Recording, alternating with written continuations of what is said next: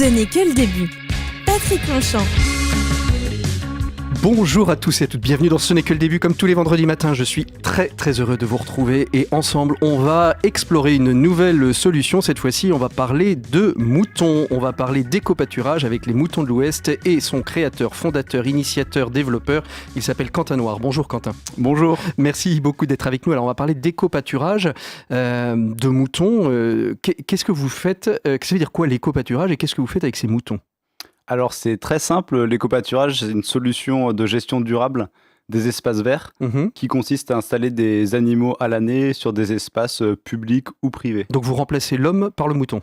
On remplace surtout les produits chimiques et un entretien mécanique par des moutons. Par des moutons. Donc c'est-à-dire des moutons qui sont mis sur les espaces verts publics ou privés pour venir en fait tondre la pelouse, c'est ça ? Voilà, tout à fait. Alors ça peut être des moutons, il y a aussi des chèvres. Dans tous les cas, ce sont des animaux de race locale, donc, qui sont originaires vraiment de l'ouest de la France. Alors comment vous est venue cette idée de transformer le paysage urbain des tondeuses à gazon aux moutons à gazon ? Alors c'est vrai que j'étais pas du tout destiné à faire ça parce que j'ai eu un parcours très classique avec une école d'ingénieur l'ICAM à Nantes. Mais c'est suite à un voyage d'1 an où j'ai rencontré une multitude d'initiatives dans le domaine social et environnemental. En rentrant, j'avais vraiment plus envie d'aller bosser dans une grande boîte, mais plutôt d'associer l'écologie avec l'entrepreneuriat au sein de mon activité. À quel moment il se fait ce déclic ? Vous voyagez où d'abord ? Dans quelle partie du monde ? Plusieurs pays ? Un seul pays ? Ouais, au Mexique et en Afrique du Sud. D'accord. Et ce déclic, il se fait à quel moment dans votre voyage ? Il se fait plutôt progressivement, en fait, je dirais. Au fur et à mesure des rencontres, en fait, où je me suis rendu compte que oui, c'était possible de le faire, de vivre de sa passion et d'avoir un impact positif au niveau local, en fait. D'accord. Et alors vous rentrez et vous trouvez le projet tout de suite. À quel moment les moutons s'imposent à vous dans le développement de votre entreprise écologique ? Alors ça s'est fait un petit peu par hasard en fait. Enfin, j'aime pas trop le mot hasard, mais on va dire plutôt naturellement. En fait, j'ai vu un article sur une entreprise qui s'appelle Éco-Mouton, qui fait de l'éco-pâturage au niveau national. Et quand j'ai vu ça, je me suis dit c'est une idée du tonnerre, quoi. Je trouvais que ça avait vraiment du sens. Et donc, j'ai travaillé pendant 2 ans chez Éco-Mouton en tant que salarié, en rentrant en France après ce voyage. En leur expliquant déjà que vous alliez créer votre propre structure ? Non, pas du tout. Là, c'était vraiment en tant que salarié pour faire le développement commercial. Et en fait, au bout de 2 ans, j'ai eu envie de me mettre à mon compte pour faire les choses plus à ma façon, plus en local et puis plus axé sur le côté pédagogique aussi. Comment est-ce qu'ils prennent ça ? Parce que vous êtes un salarié, puis vous partez finalement créer de la concurrence pour eux. Ça a été quelque chose de simple. On sait souvent d'ailleurs que dans ces milieux de l'écologie du développement durable, la duplicabilité de la chose est mieux vue que dans d'autres secteurs. Ouais, c'est une bonne question. On est parti en bons termes. Après, aujourd'hui, c'est vraiment 2 projets différents. Et puis moi, l'éco-pâturage, j'ai pas pour vocation de le développer à grande échelle en fait. C'est vraiment quelque chose de local, avec un nombre de clients défini, mais l'idée c'est vraiment d'en vivre, de proposer quelque chose de positif. Alors justement, ces moutons, d'abord, vous les mettez dans les entreprises, donc vous faites un développement commercial. Quelles sont les entreprises aujourd'hui qui vous font confiance avec ce mode alternatif finalement d'entretien de l'espace vert ? Alors les clients, moi, qui m'intéressent vraiment, c'est partout où il peut y avoir un impact social. Donc typiquement, c'est des écoles. Je pense au Lokidi à Blanche de Castille à Nantes. Ça peut être aussi des maisons de retraite, comme la maison de retraite au bord de Sèvres à Rezé. Maisons d'accueil spécialisées qui accueillent des personnes handicapées. Sites de traitement de déchets. Enfin, c'est très varié. Et même des collectivités aussi. Pourquoi impact social ? Parce qu'au-delà de l'aspect mécanique du mouton qui va venir, ou de la chèvre qui va venir tondre la pelouse, il y a un autre effet. Il y a le second effet qui se coule du mouton sur... Ouais, c'est assez exceptionnel en fait, je trouve. Le fait d'installer des moutons, c'est quelque chose qui peut paraître assez simple en fait, dans l'idée. Mais derrière, on se rend compte que ça crée plein de choses au niveau du lien social. Parce que les gens qui vont passer à côté vont s'arrêter, vont discuter. Ça va rappeler forcément plein de souvenirs à ces personnes-là. Et du coup, une action aussi simple que mettre des moutons, finalement, ça a vraiment un impact positif, je pense. Et quand vous n'avez pas de lieu, les moutons sont je vais dire, parqués où ? Vous avez une grande ferme à moutons, quelque part dans l'Atlantique ? Ouais, moi j'habite sur Clisson, donc j'ai quelques terrains à côté de Clisson où je peux mettre des moutons. Mais après, l'idée, c'est que les moutons soient vraiment à plein temps chez les clients, pour qu'ils s'approprient aussi la démarche.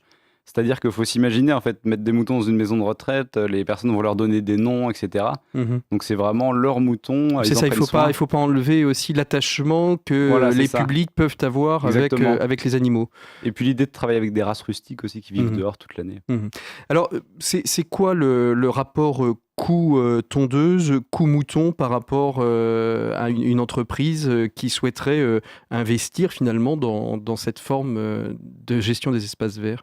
Alors en moyenne, on est à 25% moins cher qu'un entretien mécanique et ou chimique. Mhm. Après, il faut savoir qu'il y a un coût d'investissement au départ pour le matériel, comme C'est les ça. clôtures par exemple. Mhm. Mais ça veut dire que l'espace vert, par contre, il reste complètement clôturé ou est-ce qu'on lâche les moutons pendant la journée pour qu'ils aillent tondre la pelouse et puis après on les remet dans un enclos pour la nuit? Comment ça se passe? Parce que si tout est clos, finalement, l'espace vert qui devait être peut-être un lieu de promenade, d'espace, finalement devient un lieu clos où plus personne ne va. Oui, tout à fait. Alors c'est un lieu clos, mais sachant qu'il y a possibilité de mettre des barrières d'accès, des portillons. Mhm. Je sais qu'il y a certains clients qui mettent des zones de pique-nique, par exemple, au milieu de la pâture, là où sont les moutons. Mhm. Donc, D'accord. on ne va pas condamner une zone complètement, en fait. C'est Mhm. clôturé, mais c'est de la petite clôture à 1 mètre de haut. Mais il y a toujours possibilité de venir sur la pâture sans problème. Alors on voit que ce mode de gestion des espaces verts alternatifs avec des nouveautés technologiques, on a reçu dans Ce n'est que le début Matelot, alors il n'y a pas du tout d'animaux mais c'est un géotextile qui permet justement de moins arroser. Vous proposez des moutons qui viennent tondre la pelouse et gérer l'espace vert. Cet écosystème de l'environnement alternatif, il est composé, vous êtes au cœur de cet écosystème, vous les rencontrez? Bah, j'ai la chance d'avoir mon bureau au Solilab, sur oui, en l'île de effet, Nantes, qui est un petit peu l'épicentre de l'économie sociale et solidaire. Et là, c'est vraiment un très bon moyen de rencontrer des personnes passionnées et passionnantes qui travaillent dans des domaines similaires. Le Solilab vous a semblé être naturellement le lieu où il fallait vous installer. Comment vous êtes arrivé justement au Solilab? Ah, en fait, j'avais découvert les espaces de coworking orientés social, environnemental pendant un voyage au Canada. Mhm. Et quand j'ai su qu'il y avait un espace qui se créait à Nantes sur ces mêmes thématiques, je me suis dit, mais j'ai pas envie d'aller autre part, quoi. C'est le lieu où il Et faut alors être. cet écosystème du Solilab vous a permis d'avancer dans tel ou tel point de votre projet de mouton? Complètement. Alors, c'est pas forcément très tangible avec des chiffres, C'est etc. ça? Mais c'est plus des conseils, des soutiens au quotidien, des idées, des échanges. Et c'est vraiment très, très riche ce qui s'y passe. Alors aujourd'hui, c'est quoi un petit peu la suite du développement des moutons des moutons de l'Ouest, issus de l'idée des moutons? Voilà, je me rattrape comme je peux. Alors, donc, là, à la fin de la première année, je vais arriver à mon objectif en termes de nombre de clients. Mhm. Donc après, l'idée, c'est de créer un projet agricole diversifié avec l'éco-pâturage, mais j'ai aussi un projet d'installation en maraîchage bio à côté de Clisson. Alors maraîchage bio, donc là on sort de l'aspect animalier. Voilà, c'est ça, on passe plus sur un côté production de légumes en circuit court. Mhm. Quand vous vous intéressez aux moutons, vous êtes déjà quelqu'un qui est attaché à l'animal, aux animaux en règle générale? Alors, Ou vous avez à vraiment l'origine, découvert pas vraiment. non? Mon père a des moutons en Mayenne, Ah.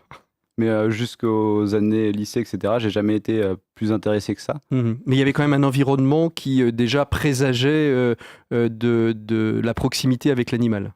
Et cet Ouais, animal en particulier. Complètement, ouais. On habite vraiment en campagne et on a toujours voyagé à la montagne, etc. Enfin, j'ai toujours été très proche de la nature et c'est ça qui me permet Est-ce de me qu'avec ressourcer. avec l'éco-pâturage, avec les moutons de l'Ouest, il y a la partie tonte de la pelouse, mais est-ce que les autres déchets, les excréments, etc., sont aussi réutilisés, soit pour du compost, soit pour d'autres éléments de gestion du paysage?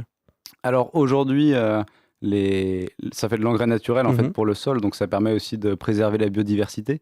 Mais je travaille avec 2 autres personnes, Yann qui fait des jardins en entreprise Mhm. et Antoine, lui qui met des ruches sur des terrains publics, privés. Mhm.